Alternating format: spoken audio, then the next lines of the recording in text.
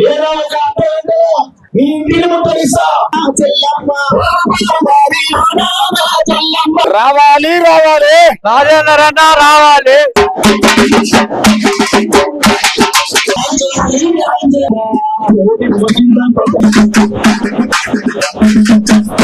వారు లేఅవుట్ చేసి 2008 సంవత్సరంలో అచ్యుత్ ఎడ్యుకేషనల్ సొసైటీకి 5 ఎకరాల భూమిని అమ్మడం జరిగింది. ఆ తర్వాత ఈ మధ్య కాలంలో బ్రహ్మాండ సాపిక జరిగింది. ఆ సొసైటీ కంటిన్యూ బిల్డింగ్లు కట్టుకొని రెంట్కి ఇచ్చి మరి అనేకటువంటి ఎడ్యుకేషన్ నడుపుతున్నటువంటి సందర్భంగా అనేక హోటల్ మేనేజ్మెంట్ కూడా నడుస్తూ ఉన్నది. దానిని రెంట్కు 66,000 మరి చదరపు గజాలకు సంబంధించినటువంటి ఇండ్లను ఆ కిరాయి తీసుకున్నటువంటి లియోనియా రిసార్ట్. తర్వాత అది చేంజ్ అయింది, మేనేజ్మెంట్ చేంజ్ అయ్యి రంజిత్ రెడ్డి అందులో ప్రవేశించడం జరిగింది. ఆయన ప్రవేశించిన తర్వాత ఆయన కొనుగోలు బ్యాంకు ద్వారా కొనుగోలు చేసినవి కేవలం బిల్డింగులే. ఆయన కేవలం పార్కింగ్ ప్లేస్ కూడా ఉండదు. కానీ అక్కడ ఉన్నటువంటి 300 ప్లాట్లు, ఒక్కొక్క ప్లాటు 1000 గజాల చొప్పున ఉంటది. రైతులు అందులోకి వెళ్ళడానికి రోడ్డు ఉంటది. ఆ రోడ్లను మూసివేసి గేట్లు పెట్టడం, ప్లాట్లను బెదిరించి ప్లాట్లను గుంజుకొని మరి ప్లాట్ల పైన గేట్లు పెట్టి ప్లాట్లను కూడా రోడ్లు రాకుండా రోడ్లను కూడా చెడగొట్టడం సందర్భంగా అనేక దఫాలుగా కలెక్టర్ గారికి ఇద్దరు మన మున్సిపల్ కార్పొరేషన్కి ఇస్తే రోడ్లు వెళ్ళాలి మట్టి తీసినటువంటిది గేటు తీసేశారు.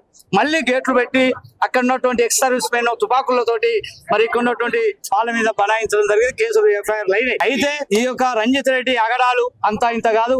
ఆయన వెనకాల ఒక 3 వ్యక్తులు, రామారావు, ప్రవీణ్ రావు, దామోదర్ రెడ్డి, వీళ్ళంతా భూ కబ్జాదారులు, భూ కుంభకోణాలు, రాష్ట్ర కేంద్ర ప్రభుత్వాల ప్రజా ధనాన్ని కూలగొట్టి వేల కోట్ల రూపాయలు సంపాదించిన వ్యక్తులు వీళ్ళంతా జమై ఈ 4 వ్యక్తులు ఈ రోజు అక్కడ ప్రవేశించి భూదందా చేస్తా ఉన్నారు. రైతులను మోసం చేస్తా ఉన్నారు. మరి ఒక ప్లాట్లను ఆక్యుపై చేస్తా ఉన్నారు. మాకు రావాల్సిన ఎడ్యుకేషన్ సొసైటీ సంబంధించినటువంటి 6,65,00,000 రూపాయల బకాయి అది ఇవ్వడం లేదు. కాబట్టి మేము అనేక దఫాలు చెప్తున్నాం. ఈ రోజు ఈ ధర్నా చేస్తున్నాం. ఈ ధర్నా తర్వాత దశల వారీగా చేస్తామని చెప్పాం. ఈ ధర్నా నుంచి అయినా ఇప్పటికైనా కూర్చొని మరి ముందుకు వచ్చి మా కనుక ఇస్తే మేము సాపిగా నువ్వు నడుపుకోవడానికి అవకాశం ఉన్నది. కానీ నువ్వు ప్రభుత్వం అండదండలని చెప్తున్నావు. రేవంత్ రెడ్డి గారు చాలా గొప్ప మరి సీఎం అని చెప్పి ప్రజా ఆదరణ పొందినటువంటి నాయకుడు, ప్రజలతో మమేకమైనటువంటి నాయకుడు. కాబట్టి మేము ఇలాంటి అరాచకవాదులను నువ్వు ఎక్కడికక్కడ ఎండగట్టకపోతే నీకు చెడ్డ పేరు వస్తుంది. దయచేసి మరి భూ బాధితుల పక్షాన మీకు విజ్ఞప్తి చేస్తున్నాం. రంజిత్ రెడ్డి అగడాలను కట్టడి చేయాలని చెప్పి వారికి విజ్ఞప్తి చేస్తాం. 2 విషయాలు చెప్తా ఉన్నాను. అచ్యుత ఎడ్యుకేషన్ కు ఆయనకు వచ్చే లీజు డబ్బులు మరియు అక్కడ ఉన్న ప్లాట్ల ఉన్న వ్యక్తులను ఇబ్బంది పెట్టకుండా గేట్లను వెంబడి తొలగించాలి. మరి అక్కడ ఉన్న మొరాములు కుప్పలను కూడా తొలగించి వెంబడి రిమూవ్ చేసేసి వాళ్ళకి న్యాయం జరపాలి. మరి నీకున్న 8 బిల్డింగ్స్ ఏవైతే యాక్షన్ లో అమ్మిరు ఆ బిల్డింగ్ల వరకే ఉండాలి. నువ్వు ఈ యొక్క లైసెన్స్ తుపాకుల ద్వారా తీసుకొచ్చి మరి బాధితులను అక్కడ భయప్రాంతాలకు గురి చేయడం తప్పండి రంజిత్ రెడ్డి గారు. మరి తెలవిఆర్ రామరాజు గారు బిడ్డ మీరంతా కలిసి మీరు ఇక్కడికి వచ్చి ఈ రౌడీ ప్రోత్సాహాలను తగ్గించుకోవాలి. ఇదేమి మీరు సిటీలా లేకపోతే వికారాబాద్ సైడ్ చేస్తే మాత్రం ఇక్కడ ఊరుకునేది ఉండదు. మీ ఎంబడి గవర్నమెంట్ ఉండొచ్చు, పోలీసు ఉండొచ్చు, కానీ ప్రజాబలం కింద మీరంతా చీపురులతో సమానము కొట్టుకపోతారు. కాబట్టి రంజిత్ రెడ్డి గారు మీరు ప్రభుత్వానికి రేవంత్ రెడ్డి గారికి మచ్చ చేస్తురా నీటి అందరూ అంటా ఉన్నారు.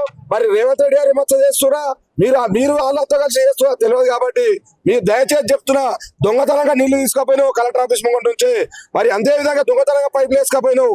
నువ్వు దొంగతనంగా బెదిరిస్తా ఉన్నావు ఆ ప్లాట్ యజమానులను, మా రైతులను. రోడ్లు బంద్ చేస్తావు. అది ఒక పంచాయతీ లెవెల్లో నువ్వు రోడ్లు బంద్ చేయడానికి ఎలాంటి హక్కులున్నాయి? మరి వెంటనే కలెక్టర్ గారు మెజిస్ట్రేట్ గారు కాబట్టి పక్కనే ఉన్నారు. మీరు వెంటనే మరి పంచాయతీ అధికారులను కానీ మున్సిపల్ అధికారులను పంపించి ఎంక్వైరీ చేయించి ఆ గేట్లని రిమూవ్ చేయాలని చెప్పేసి నేను డిమాండ్ చేస్తా ఉన్నాను. నేను రైతు సంఘాల తరపు నుంచి నేను డిమాండ్ చేస్తా ఉన్నాను. మీకు దయచేసి కలెక్టర్ గారు మీకు చెప్తా ఉన్నాను, మీరు సిపికి చెప్తారా ఎవరైతే బందోబస్తు తీసుకొచ్చి అక్కడ మరి గేట్లను రిమూవ్ చేయండి. మా యొక్క రైతులను లోపలికి పోనివ్వండి. మాకు అందులో గవర్నమెంట్ పొలాలు ఉన్నాయి, మా సొంత పొలాలు, మా రైతుల పొలాలు ఉన్నాయి, ప్లాట్లు ఉన్నాయి. కావున రోడ్లను యథావిధిగా వదిలేయలేమని కోరుతా ఉన్నాను. మీ అందరికీ చెప్తాను. మీడియా సహకరించేందుకు చాలా ధన్యవాదాలు. వెంటనే ఇప్పుడు రాజేంద్ర రెడ్డికి పోతున్నాము, ఆయన సహకారం కోరడానికి మీరు దయచేసి సహకరించాలని కోరుతున్నాను.